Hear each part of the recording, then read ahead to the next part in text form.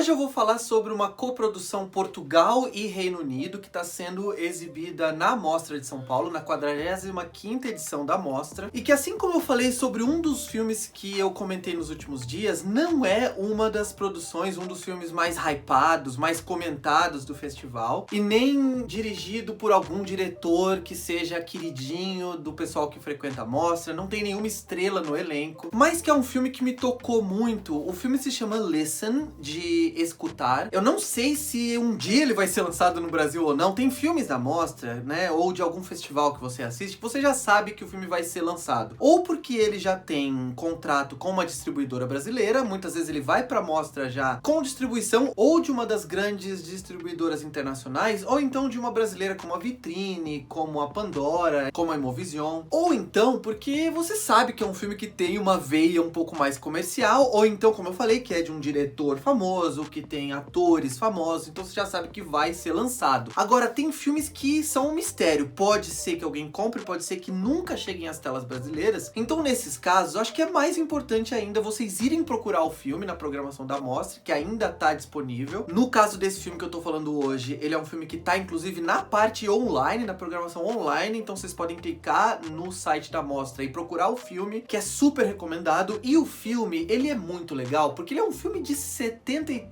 minutos, é um filme curtinho e que tem um poder de síntese muito eficiente. Ele é um filme que consegue desenvolver a sua história e consegue desenvolver os personagens, a dinâmica entre eles e te convencer da veracidade daquelas relações familiares e te envolver com as relações e com os problemas que eles enfrentam e quebram o seu coração, partem o seu coração realmente, numa identificação, numa torcida para que tudo dê certo por aquelas pessoas em apenas 73 minutos, o que não é fácil fazer. E o filme faz isso através de duas maneiras, de duas estratégias muito claras. Uma delas é fazer apenas um recorte daquela história, então não é um filme que tem necessidade de ficar explicando o que veio antes e nem explicando cada etapa do processo que aqueles personagens estão passando, e também trabalhar através de elipses. Então, muitas vezes, algum personagem fala, então faltam 72 horas para isso acontecer. A gente sabe que são 72 horas, mas essas 72 horas vão passar em um corte, por exemplo. Então, cortou, você já vê aquilo acontecendo, você vai entendendo a dinâmica do filme, que é uma dinâmica mais rápida, mas que funciona muito bem porque elimina algumas coisas, algumas cenas, algumas situações que não seriam realmente necessárias, e o filme consegue te envolver de uma forma que é surpreendente para ser um filme tão curto. Basicamente, a história é de uma família portuguesa que vive na Inglaterra e que tem uma vida muito difícil lá. O filme é sobre imigração e sobre o lado B, não só da União Europeia e do sistema de imigração da União Europeia, especificamente do Reino Unido pós-Brexit, né, quando a Inglaterra começou a torcer o nariz para as políticas, principalmente lideradas pela Alemanha dentro da União Europeia, de aceitar refugiados e também de aceitar nem só refugiados, mas imigrantes mesmo dos outros países mais pobres da União Europeia, como Portugal, Espanha, Grécia, etc., ou países do leste europeu. E no começo do filme, a primeira metade, ou o primeiro terço do filme, o primeiro ato do filme, mostra os truques, mostra as habilidades que essa família tem que desenvolver, principalmente a mãe da família, para tentar garantir, primeiro, o sustento dos filhos. Ela tem 3 filhos, é um casal, um homem e uma mulher, tem 3 filhos, então tem um filho adolescente, uma filha criança que é surda, daí o termo listen, mas tem um trocadilho no termo, obviamente, do título do filme, e tem uma criança que já não é mais de colo, mas que ainda é lactante. E não só essa família tá numa situação de tanta pobreza, de tanta dificuldade, né? Ela limpa a casa e ele trabalha lá numa carpintaria, num estúdio de carpintaria. Ilegais os dois, obviamente. Então eles têm que fazer, não só trabalhar nesses empregos, mas eles têm que realmente não ter registro e tem que fazer outros bicos e inclusive roubar, fazer algumas coisas que, enfim, eles têm que fazer o que dá pra conseguir alimentar a família, e o filme desenvolve isso muito rápido e desenvolve também como essa situação deles afeta principalmente os pais psicologicamente, mentalmente. Tanto a mãe quanto o pai são pessoas que têm